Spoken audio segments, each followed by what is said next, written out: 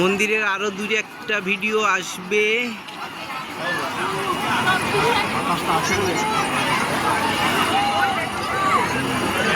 এইটা সামনের দিক, পরপর পরপর গর্ভগৃহ।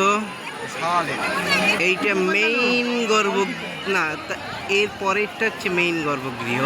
পিছনে আরো একটা গর্ভগৃহ আছে,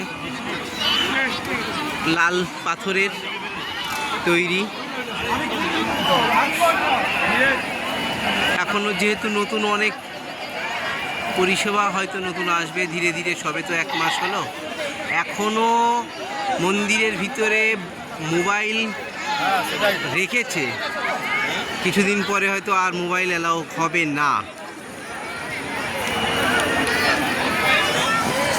এই যে আমাদের সব দর্শন করে ক্লান্ত হয়ে গেছে, এই যে দর্শন করে ক্লান্ত হয়ে গেছে, কান্নাকাটি শুরু হয়ে গেছে।